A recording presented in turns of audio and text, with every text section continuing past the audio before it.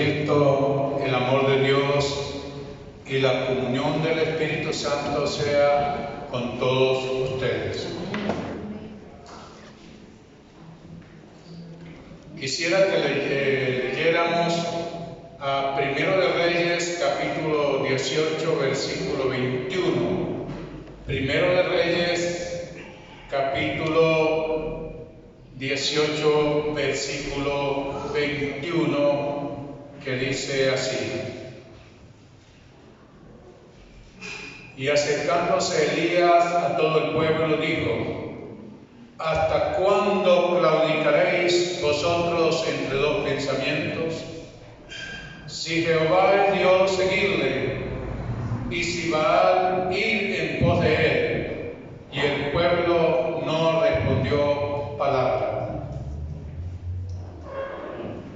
El tema que en esta mañana quisiera expresar es: definámonos.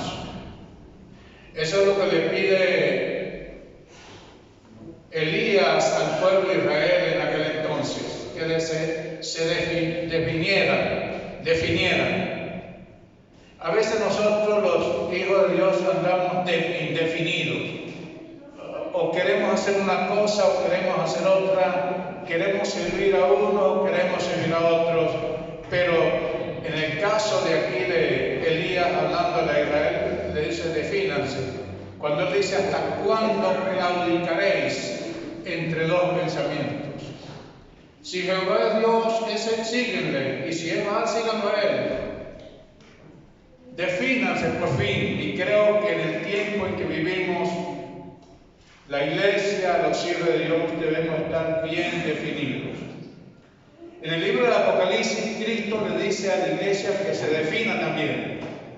En el capítulo 22, versículo 11 dice, Apocalipsis 22, 11, el que es injusto sea injusto todavía, y el que es inmundo sea inmundo todavía, y el que es justo practique la justicia todavía, y el que es santo santifíquese todavía. Cristo también nos manda aquí, estimados oyentes, a que nos definamos. Decidan ustedes ser lo que quieren ser y sigan siendo lo que quieren ser, pero no anden queriendo hacer una cosa y queriendo hacer otra. Por eso en el texto que terminamos de leer, él dice al final, como si hubiese hablado muchas veces a la iglesia de él, y la iglesia como que se ha mantenido indefinida, no sabe qué hacer, y entonces le dice a la iglesia: el que es injusto sea injusto todavía, siga siendo injusto. Es como cuando ya un padre le dice al hijo: mira, no haga esto, no haga esto, no haga esto, y el hijo sigue. Entonces el padre le dice: siga haciendo lo que tú quieras. Es lo mismo que Dios le está diciendo a su iglesia: siga siendo injusto todavía, siga siendo inmundo todavía, pero el que practique la justicia, practíquela todavía, y el que es santo, santifíquese todavía. En esa expresión última que el Señor da aquí, el que es santo, santifíquese todavía. ¿Sabe una cosa interesante que yo he oído de boca de muchos hijos de Dios en mucho tiempo? Santo solo Dios. Y el diablo dice: así es, solo Dios. Y de pronto el Hijo de Dios llega a decir a otro: es que yo no soy santo. Y el diablo dice: así es, usted no es santo. ¿Pero qué dice el texto? El texto dice: el que es santo, santifíquese todavía. Definámonos en cuanto a la santidad, porque pareciera que el cristianismo en este tiempo tiene una idea de santidad religiosa. La ideología que hay en este tiempo de un santo es aquel que muere y después tiene que hacer un milagro, y que si no, después pasa por una serie de pruebas, y después de esas pruebas hay alguien que dice que tiene autoridad y lo hace santo. Pero eso no es el santo de Dios. La Biblia dice que somos santos en Cristo y somos santificados en Cristo también.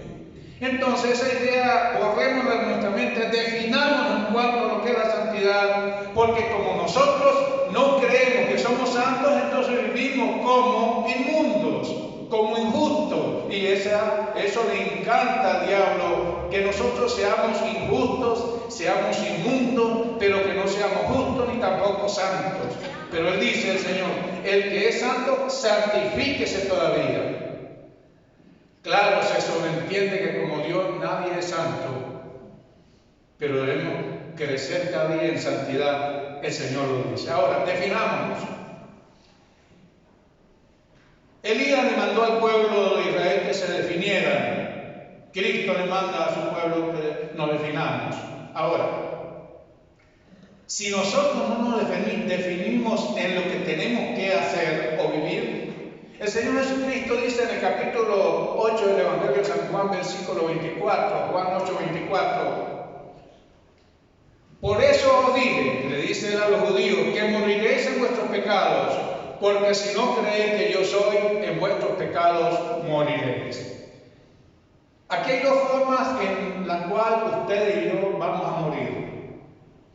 O morimos en el pecado o morimos en Cristo. No hay estado intermedio en esta situación. O morimos en el pecado o morimos en Cristo. Vamos a ver primeramente cuando morimos en el pecado. Sigue diciendo cuando morimos en el pecado. Por eso mismo, por eso os dije que moriréis en vuestros pecados, porque si no creéis que yo soy, en vuestros pecados moriréis. En ese texto está hablando de aquellos que les encanta, que quieren vivir en el pecado y mueren en el pecado.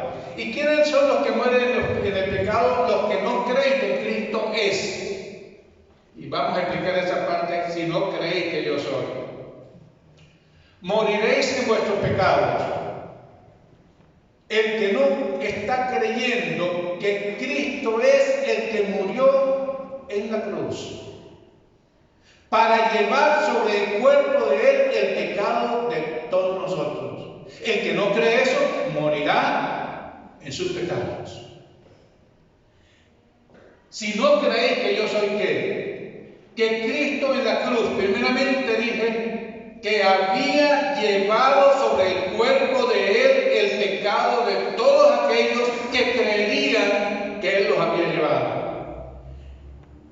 Moriréis en vuestros pecados el que no cree que Cristo en la cruz fue desamparado por Dios por culpa de todos aquellos que habrían de creer en él. ¿Recuerdan cuando el Señor dijo, Dios mío, ¿por qué me has desamparado?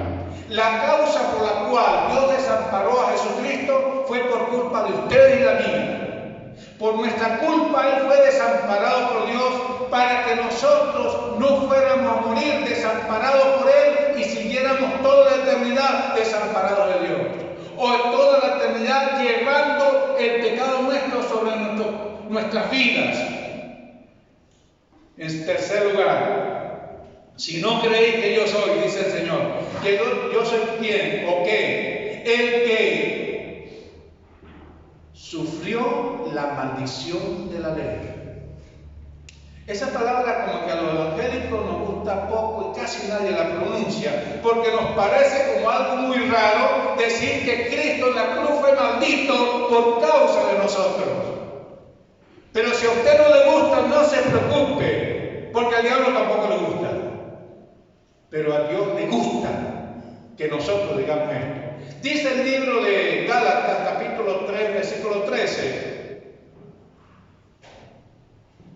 ¿Qué dice Gálatas 3:13? Cristo nos redimió de la maldición de la ley, hecho por nosotros maldición, porque está escrito, maldito todo el que es colgado en madero. ¿No le gusta a usted? No importa. Al diablo tampoco le gusta. A mí me gusta. Porque yo creo en esa verdad. Que Cristo en la cruz del Calvario fue hecho maldición por mí, para que yo, esa maldición de la ley, por haber quebrantado los 10 mandamientos, que todos los hemos quebrantado, esa maldición debía caer sobre mí y que toda la eternidad en el infierno llevaría esa maldición yo, si no creo que Cristo ya la llevó. Esa es la realidad. que lo que se llama Semana Santa es pura pantalla lo que se realiza. Ni saben siquiera cuál es el significado de la muerte de nuestro amado Salvador. En cuarto lugar, Cristo en la cruz del Calvario. Él dice, si no crees que yo soy ¿qué? El que anuló el acta de los decretos que había contra nosotros, quitándole del medio y clavándole en la cruz. Colosenses 2:14. Dice el texto, anulando el acta de los decretos que había contra nosotros, quitándola del medio y clavándola en la cruz. Ustedes dirán, este hombre, este pastor, si todos los domingos viene con esa lata, hablando y hablando lo mismo. Permítame decirle que quiero tomar el ejemplo de Pablo. Y después le voy a decir qué era lo que predicaba Pablo. Que no es lo que predica, no es lo que se predica ahorita. Sí, ahorita se predica de prosperidad, de muchas cosas bonitas, pero de esa realidad no se predica. Y por eso las iglesias en este tiempo están en la condición en que están, anulando el acta de los decretos que había contra nosotros, quitándole del medio y clavándole en la cruz. Estuve hace poco en una iglesia y yo le pregunté, ¿ustedes conocen el acta de los decretos que hay contra ustedes? Nadie la conocía. Claro, si uno me entiende, hay una ignorancia terrible en cuanto a lo que la Escritura dice. El acta de los decretos, yo dije que estaba en el capítulo 3 del libro de Romanos, versículos 10 a 18, que dice, como está escrito, no hay justo ni uno, no hay quien entienda. Yo pregunté cuántos justos hay aquí y levantaron varios la mano. Yo digo, pero la Biblia dice que no hay. Y la Biblia dice, no hay quien entienda. ¿Cuántos entienden aquí? Uno levantó la mano. Ya no eran muchos, sino uno. Yo le dije, pero la Biblia dice que no hay justo ni uno. Y que no hay quien entienda. Pregunté, ¿cuántos de aquí están buscando a Dios? Nadie levantó la mano porque ya se dan cuenta que el acta le estaba diciendo algo muy duro. Porque el acta dice, no hay quien busque a Dios. Y ahora los evangélicos están usando otra forma que no es bíblica. Ahora no se dice buscar a Dios, sino buscar de Dios. Y el padre le dice al hijo, mire, busque de Dios. Y busque fastidio, ¿verdad? ¿Sabe que buscar a Dios es una cosa y buscar de Dios es otra cosa? Cuando una persona busca a Dios, que mientras que esté muerta en delito y pecado no la puede buscar, solamente la buscan aquellos que ya creen que lo que Cristo hizo en la cruz ha sido una realidad, está siendo una realidad en su vida. Pero buscar de Dios es aquel que siempre está buscando de lo que Dios tiene, pero no al Dios que él necesita. Cuando yo digo, bueno, yo estoy buscando de David Vargas, estoy buscando lo que él tiene. Pero cuando yo digo estoy buscando a David Vargas, estoy buscando a David como persona. Eliminemos de nuestras mentes a esa chica busque de Dios. Mentira, eso es diabólico.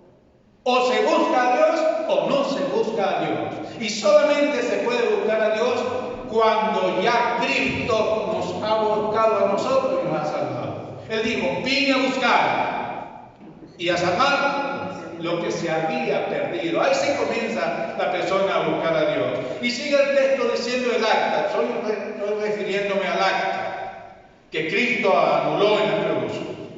Todos se desviaron, a una se hicieron inútiles. ¿Ustedes creen que por venir a la iglesia, que por dar lo que damos y todo eso es para Dios lo útil? No, eso sirve. En la religión sirve. En cualquier parte sirve. Pero hay cosas más importantes que esas que debemos hacer primero. O que debemos creer primero. Ustedes dirán, ahora el pastor me está diciendo que no venga a la iglesia, que no ofrende, no diezme. Yo no estoy diciendo eso. Lo que estoy diciendo es que si usted cree que con eso va a ganar el cielo, te irá para siempre para el infierno. Porque no estás creyendo en lo que Cristo hizo en la cruz, sino en lo que usted está haciendo para salvarse. Y eso es una locura. El día viernes me dieron la oportunidad mi cuñada de predicar la palabra de Dios a como unas más de 50 personas que habían ahí en el velorio. Para cuando pude decirle al final de haberle explicado lo que Cristo hizo en la cruz.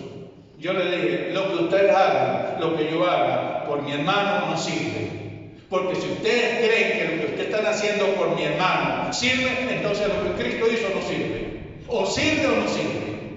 ¿Qué es lo que sirve? Lo que Cristo hizo en la cruz, que es lo único que ustedes pueden creer para poderse salvar. Pero lo que ustedes hacen ni lo salva a mi hermano, ni lo salva a ustedes. Todos se quedaron con los ojos abiertos. Pero tuve la bendición de decirles la verdad. Porque hay que ver cómo se engaña a la gente. Cada hora toman una cuestión que ustedes saben que es y dale. Y una repetidera. Mira, a mí me cansa porque yo pasé por ahí.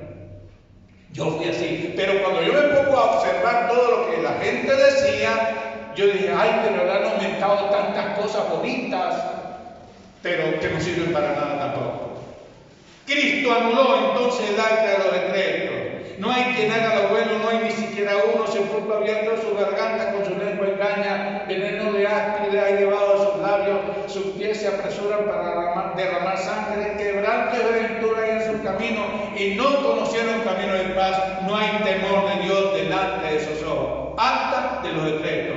Cristo la abolió, la anuló en la cruz, para que esa acta no le fuera a resonar a usted por toda la eternidad. En cuarto lugar, si no creéis que yo soy, si no creéis que yo soy el que triunfó sobre las huestes del mal, moriréis en vuestros pecados. Cuando Cristo en la cruz del Calvario triunfa sobre las huestes del mal, ¿sabe qué significa eso para mí? Y debe significar para ustedes esto.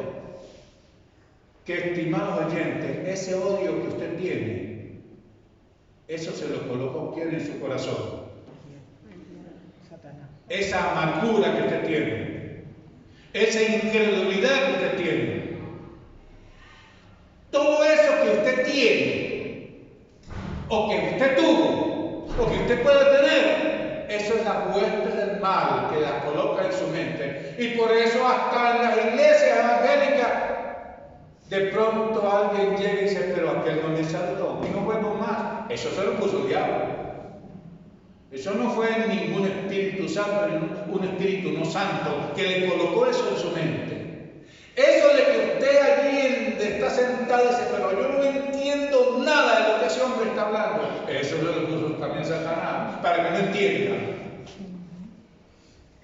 Pero Cristo, en la cruz del Calvario, triunfó sobre las huestes del mal, para que usted también triunfe, para que yo también triunfe, para que todos triunfemos y nos eliminemos toda la amargura, toda la incredulidad, todo aquello que nos afecta mental, emocional, espiritual y aún físicamente. Usted puede tener la religión que tenga, usted puede creer lo que crea, pero si usted no ha sido o no ha tenido la bendición de que las huestes del mal no le molesten más, usted todavía es un esclavo de las huestes del mal. Pero Cristo triunfó para que usted también triunfe. Y en sexto lugar, Cristo en la cruz del Calvario, Él dijo, si no crees que yo soy el que terminó la obra en la cruz. Él dijo, consumado es. Ustedes en esta llamada Semana Santa van a oír lo que llaman las 7 palabras, que a veces las repiten. Yo me venía del campo a oír las 7 palabras, comenzaban a las 5 de la tarde y terminaban a las 12 de la noche. ¿Cómo creen ustedes que yo estaba a las 12 de la noche? Bien dormido. Porque era hasta cansón. No había explicación, sino la primera palabra, la segunda palabra, y lo que decían una cantidad de cosas que nadie entendía. Yo me dormía. Solamente me despertaba cuando había, en aquel entonces, hacían la renuncia a Satanás.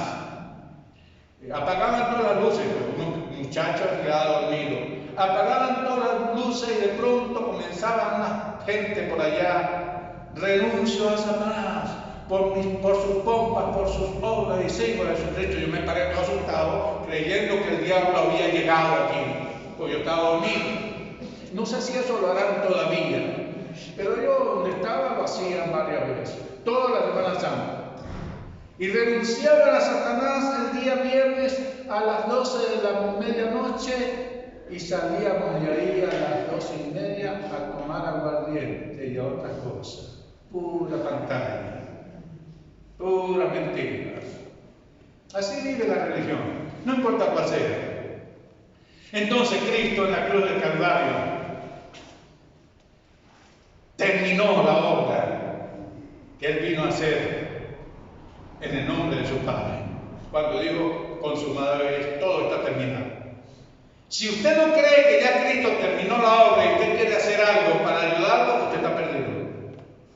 Hay gente que dice que para poder ser salvo, yo creo en Cristo, sí, pero tengo que guardar el sábado. Esa obra no sirve de Cristo, porque hay que ayudarla con algo. Hay gente que dice que si yo que debo creer en Cristo, pero además de eso, cuando alguien se muere sin haber creído en la religión que profesa, hay alguien que se bautiza por ese muerto para que sea salvo.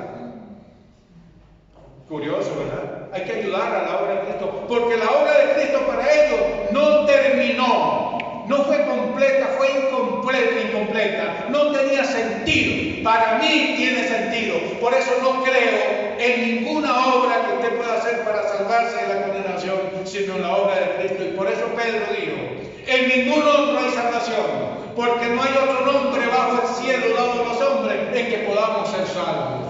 No hay salvación fuera de nada ni de nadie, sino solamente en Jesucristo. Si no creéis que yo soy, en vuestros pecados moriréis. Si no creéis que yo soy el que resucité, dice Cristo, ¿para qué? Para garantizarle a ustedes la continua redención, para garantizarle a ustedes el continuo perdón, para garantizarle a ustedes la continua abogacía y para garantizarle a ustedes la continua intercesión. Si usted no cree, no cree que yo soy, moriréis en vuestros pecados, por no creer lo que yo hice y lo que estoy haciendo ahora. Ahora, morir en el pecado es morir condenado. Juan capítulo 3, versículo 18 dice, Juan 3, 18, el que en él cree no es condenado. Pero el que en él cree no es condenado. ¿Cree qué? Ayúdenme, por favor. El que en él cree qué. La obra de Cristo. Cree que Él llevó sobre su cuerpo nuestros pecados. Cree que Él fue desamparado por Dios por culpa de nosotros. Cree que Él fue maldito por causa mía por no haber cumplido yo los 10 mandamientos. Pero Él llevó esa maldición. Cree que Él anuló el acta y los decretos que había contra nosotros. Cree que Él triunfó sobre las huestes del mal. Cree que Él terminó la obra a favor nuestro. El que en Él cree no es condenado. Pero el que no cree, ¿qué? El que no cree que Cristo llevó los pecados suyos. Y sigo mencionando las demás cosas. Dice, ya está condenado. Ya ha sido condenado. No espere morirse para ver si va a ser condenado o no. No, ya usted está condenado. Pero si usted cree en Cristo, dejará de estar condenado. Tiene que creer. Ahora, por eso dice la Biblia, he aquí ahora el tiempo aceptable. He aquí ahora el día de salvación. No mañana ni pasado, es ahora. Morir en el pecado es morir condenado. Morir en el pecado es morir bajo la ira de Dios. Juan capítulo 3, versículo 36. Dice en Juan 3, 36, el que cree en Él, en el Hijo, tiene vida eterna. Pero el que rehúsa creer en el Hijo no verá la vida, sino que la ira de Dios está sobre él. El que muere en el pecado, primero, muere condenado. Segundo, muere bajo la ira de Dios. ¿Y por qué Dios está irado cuando usted muere por no creer en Cristo? Porque todo lo que Cristo hizo en la cruz, usted no lo cree. Entonces Dios dice, apliquémosle la ira entonces. ¿Qué quiere usted? ¿Que Dios le aplique la ira o le aplique su amor, su misericordia y su gracia? Usted decide. Usted decide si Dios quiere usted que Dios le aplique la ira o le aplique su amor, su misericordia y su gracia. Y Dios solamente puede aplicar su amor, su misericordia y su gracia cuando usted cree lo que Cristo hizo en la cruz a favor suyo. No hay otra manera que Dios aplique amor, misericordia y gracia, porque si usted no cree en esa verdad, usted tendrá que sufrir la ira de Dios. Pero de pronto usted en el oído le susurra a alguien que dice: no, eso que está diciendo el pastor es mentira, porque Dios es puro amor, Dios es puro misericordia, Dios es pura gracia. Sí, yo creo que sí, pero también es puro juicio, pura ira y pura condenación. Depende de lo que usted, la decisión que usted tome por Jesucristo. Si usted lo rechaza, Dios lo rechaza. Si usted lo acepta, Dios lo acepta. Eso es lo que significa: de tal manera amó Dios al mundo, que ha dado a su Hijo unigénito, para que todo aquel que en Él cree no se pierda, sino que tenga vida eterna. Entonces, estimados oyentes, primero, morir en el pecado es morir condenado, es morir bajo la ira de Dios. Tercero, morir en pecado es morir para sufrir eterna perdición. Morir en el pecado es morir para ser excluido de la presencia de Dios. Morir en el pecado es morir para ser excluido de la gloria del poder. Según las Tesalonicenses 1, 8 y 9. Dice: en llama de fuego, para dar retribución a los que no conocieron a Cristo o a Dios, ni obedecen el Evangelio de nuestro Señor Jesucristo. ¿Cuál es el Evangelio de Cristo? Algunos dirán: ya me está metiendo otra cosa. Yo no sé qué es el Evangelio de Cristo. Repito, el Evangelio de Cristo es que Cristo llevó los pecados de usted sobre el cuerpo de Él. El Evangelio de Cristo es que Cristo fue separado de Dios por culpa de usted. El Evangelio de Cristo es que Cristo fue maldito en la cruz por culpa suya, la culpa de usted. El Evangelio de Cristo es que Cristo anuló el acta de decreto que había contra usted, quitándole de medio y clavándolo en la cruz. El Evangelio de Cristo es que Cristo venció a las huestes del mal, y el Evangelio de Cristo es que Cristo terminó la obra. Ese es el Evangelio de Cristo. El otro es otro Evangelio. Continúo. Sigue diciendo el texto bíblico: en llama de fuego, para dar retribución a los que no conocieron a Dios ni obedecieron al Evangelio de nuestro Señor Jesucristo, los cuales sufrirán pena de eterna perdición, excluidos de la presencia del Señor y de la gloria de su poder. Yo me preguntaba, ¿qué quiere la gente? ¿Ser excluida o estar incluida? ¿Ser excluida de la gloria de Dios y de su poder, o ser incluido en la gloria de Dios y en la gloria de su poder? Esa es una decisión que usted puede tomar. Ahora voy a lo más bonito. Lo primero era feo para algunos, ahora lo más bonito para algunos, que también es precioso para mí. La segunda forma de morir es morir en el Señor. Primero dije morir en el pecado, y tiene las consecuencias que ya he mencionado. Y segundo es morir en el Señor.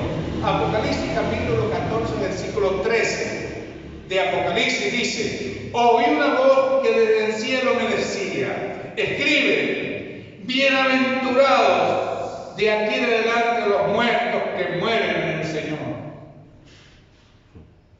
Sí, dice el Espíritu Santo, descansarán de sus trabajos, porque sus obras con ellos siguen.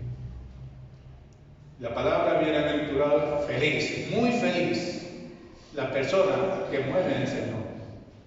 Pero el que muere en el pecado es infeliz, muy infeliz también. Feliz, muy feliz el que muere en el Señor. Ahora, ¿qué es morir en el Señor? ¿Qué es morir en Cristo? Repito, no tengo más que predicar sino esto. Morir en el Señor es morir creyendo que Cristo en la cruz llevó mi pecado. Morir en el Señor es creyendo que Cristo en la cruz fue desamparado por causa mía. Morir en la cruz es creer que Cristo llevó mi maldición sobre él. Morir en el Señor es morir creyendo que Cristo anuló el acta que había contra mí, la quitó del medio y la clavó en la cruz. Morir en el Señor es morir creyendo que Cristo triunfó sobre la hueste del mal y que yo también estoy triunfando. Morir en el Señor es morir creyendo que Cristo terminó la obra y yo no tengo que hacer nada por ello, sino solamente creer. Eso es morir en el Señor. Morir en el Señor es morir creyendo que Cristo resucitó para darme continua redención, continuo perdón, continua abogacía y continua intercesión. Eso es morir en Cristo. El que muere en el Señor es muy feliz. Apocalipsis 14:13. Volvamos a leer ahí. Primero, es muy feliz. Oí una voz que desde el cielo me decía: escribe, bienaventurado de aquí en adelante los muertos que mueren en el Señor. Sí, dice el Espíritu, descansarán de sus obras, de sus trabajos, pero sus obras con ellos siguen. Pero hay algo más. El que muere en el Señor, primero dijimos que es muy feliz. Segundo, dice Apocalipsis capítulo 20, versículo 6. Hay unas cosas más que dice que para el que muere en Cristo. 26 dice: bienaventurado y santo el que tiene parte en la primera resurrección. La segunda muerte no tiene potestad sobre estos, sino que serán sacerdotes de Dios y de Cristo y reinarán con él 1000 años. Aquí hay cantidad de cosas maravillosas. Cuando estoy leyendo este texto y estoy meditando, yo tengo que llorar. Tengo que llorar. Yo en público no soy llorón, pero a solas lloro mucho. Y no lloro de tristeza, sino de alegría en este caso. Ve lo que dice el texto. Bienaventurado dijimos que era muy feliz. Y la segunda cosa es santo. ¿Cuántos de ustedes no son santos? Levanten la mano los que no son santos. Ah, si usted no es santo es porque todavía no ha creído en Cristo. No está creyendo en Cristo. Dije que santo era aquel que estaba creyendo en lo que Cristo hizo en la cruz. Eso lo dije anteriormente. Pero si usted dice no es santo, puede llegar a serlo, si usted no lo es todavía. Eso no quiere decir que la puerta se le cerró. A usted se le cierra la puerta para ser santo, no se muera. Pero por ahorita tiene la oportunidad de ser santo o santa. Sigamos. Primero es santo. Segundo, ¿qué más dice que es? Primero, bienaventurado, perdón. Segundo, es que es santo. Tercero, en el versículo que estamos considerando, 26. Bienaventurado y santo el que tiene parte en la primera resurrección. La tercera cosa es que va a resucitar primero. ¡Qué maravilla! Van a haber dos resurrecciones. La resurrección de aquellos que creen en Cristo y la segunda de aquellos que no creen en Cristo. ¿Cómo resucitará usted primero o de segundo? Eso lo decide usted. Ya Cristo lo decidió. Usted decide si va a resucitar primero o va a resucitar de segundo. Los que resucitan primero van a tener el privilegio de oír la voz de Cristo cuando venga con voz de mando, con voz de trompeta, con voz de arcángel y con trompeta de Dios. Y usted, si ha muerto, resucitará primero. Y si está vivo, será transformado y será llevado a la presencia de Dios, transformado con un cuerpo glorificado semejante al de Cristo. Después pasan los años, tal vez 1000 años y más, y viene la segunda resurrección, donde resucitarán todos los incrédulos, desde Adán hasta el momento del tiempo del fin. Y esos irán a juicio. Los que resuciten primero irán a gloria, porque Cristo los salvó para eso. La tercera cosa es que los que mueren en Cristo resucitarán primero. La cuarta cosa es dice, serán sacerdotes de Dios. Estoy en el versículo 6 del capítulo 20, dice, bienaventurado y santo el que tiene parte en la primera resurrección, la segunda muerte no tiene potestad sobre estos. Cuando usted dirá, ¿y cuál es la segunda muerte? La segunda muerte es aquellos que están ahorita muertos en delito y pecado y mueren en esa condición y están separados de Dios por estar muertos en delito y pecado en este momento, pues mueren y van a ser lanzados al agua del fuego. Eso es lo que la Biblia llama segunda muerte, segunda separación de Dios. La segunda muerte no tiene potestad sobre esto, sino que serán ¿qué? Sacerdotes de Dios. ¿Sí o no? ¿No dice bien sacerdotes de Dios? ¿Y usted sabe lo que significa ser sacerdote de Dios? Yo no voy a hablar de eso, pero me extendemos mucho. Pero además ser sacerdote de Dios va a ser sacerdote de quién? De Cristo. De Cristo. ¿Le parece poco? ¿Y qué más va a suceder? Reinará con Cristo 1000 años. Ahí sí es donde no va a haber ni guerra, ni hambre, ni peste, nada de eso, porque habrá 1000 años de paz establecidos por Cristo aquí en la tierra. Hay un grupo religioso que habla mucho de estos 1000 años, le llegan y le dicen a usted con una revista muy bien bonita, y le dicen, ¿quiere usted disfrutar los 1000 años de paz en la tierra, donde Cristo va a ser el rey? Y usted pues le cree. Y dirá, usted le pregunta, ¿usted quisiera que ya no existiera más guerra en esta tierra, sino que verdaderamente hubiera paz verdadera? Entonces, pues sí, si usted quiere que eso suceda, usted tiene que leerse este libro o leerse esta revista y seguir adelante. Permítame darle una mala noticia a esos que dicen que van a reinar con Cristo 1000 años, no reinarán jamás, porque no creen que Cristo llevó sobre el cuerpo de él el pecado de ellos.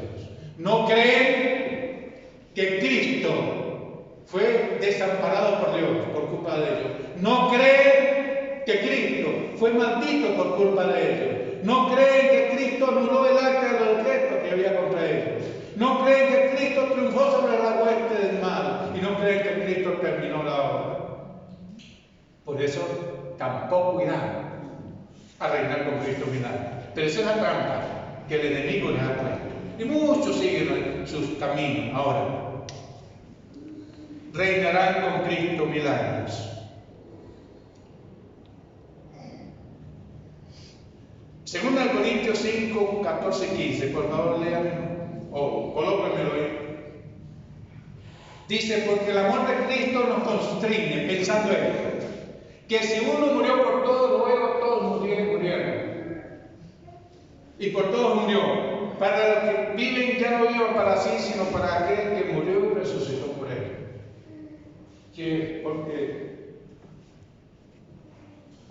esto es un poco largo. Y por todos murió para que los que viven ya no vivan para sí, sino para aquel que murió y resucitó por ellos. 14 y 15 no dice, no importa. Estimados oyentes, dice el apóstol Pablo, el amor de Cristo nos constriñe. En otra versión dice, nos anima, nos estimula, nos impulsa. ¡Qué maravilla! ¿Y por qué ustedes y yo debemos tener el amor a Cristo, o amor de Cristo? Porque Él llevó sobre su cuerpo nuestros pecados. Ese es el amor de Él. 6 cosas hizo Él para demostrar su amor. Y yo creo esas 6 cosas para poder amarlo. Repito esta palabra. 6 cosas hizo Él en la cruz para mostrar su amor a mí y a ustedes. Y por esas 6 cosas yo amo a Cristo. Pero no hizo solamente 6 cosas. En la cruz sí, pero en la resurrección hizo ¿cuántas? ¿O está haciendo cuántas? Le garantiza a usted la continua redención. Le garantiza a usted el continuo perdón. Le garantiza a usted la continua abogacía le garantiza a ustedes la continua intercesión. Por esas 10 cosas, Cristo me muestra su amor. Y yo lo he amado por esas 10 cosas que Él hace conmigo. Es recíproco el amor. Ahora, dice aquí el texto final: para que los que viven ya no vivan para sí. ¿Qué es vivir para sí? Vivir para mí, en este caso, es vivir como yo quiero vivir. Vivir para mí es vivir en el pecado. Vivir para mí es vivir en desobediencia. Vivir para mí es vivir sin amor a Cristo. Eso es vivir para mí y para usted. Para que los que viven ya no vivan para sí, sino para aquel que murió y resucitó por él. Ahora, estimados oyentes, cuando ustedes y yo vivimos para Cristo, porque el amor de Él nos constriñe a vivir así, le hago la pregunta: ¿vive usted para Cristo o vive para usted? El que vive para sí mismo vive pero ocupadísimo en todas las cosas. No le da tiempo para nada. El que vive para Cristo tiene tiempo para todo y especialmente para amar a Cristo. El apóstol Pablo nos dice cómo se vive para Cristo. 1 Corintios 2, 1 y 2. 2 Corintios 2, 1 y 2. Agarren bien ese texto porque a mí me encanta cuando lo leo. 1 Corintios 2, 1 y 2. Enfóquenos bien. 1 Corintios 2, 1 y 2. 2, 1 y 2. 2, 1 y 2.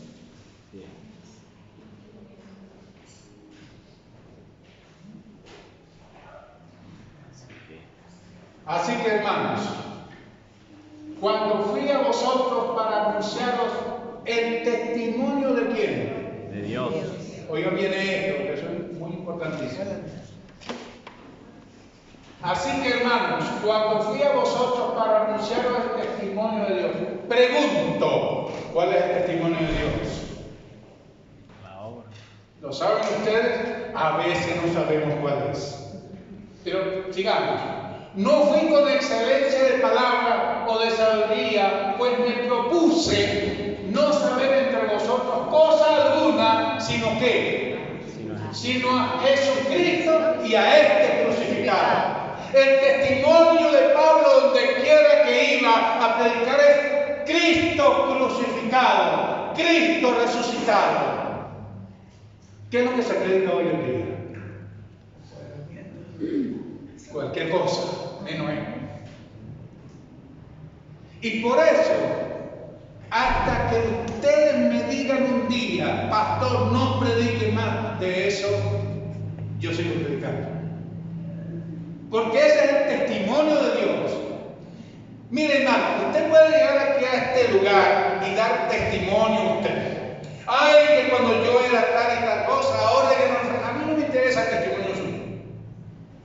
El testimonio suyo puede ser mentiroso. El testimonio suyo puede agregarle cosas y son mentiras. O puede quitarle cosas malas que se le agregan, que es lo que le quitan. A mí me interesa es oír de ustedes el testimonio de Dios. Y el testimonio de Dios es Cristo crucificado, Cristo resucitado. Ese es el testimonio de Dios. Ese es el testimonio que Dios quiere que ustedes y yo prediquemos en todas partes. ¿Y qué cuesta predicar el testimonio de Dios diciendo que Cristo fue crucificado? Y cuando Él fue crucificado, llevó sobre su cuerpo, repitámoslo, todos nuestros pecados en su cuerpo.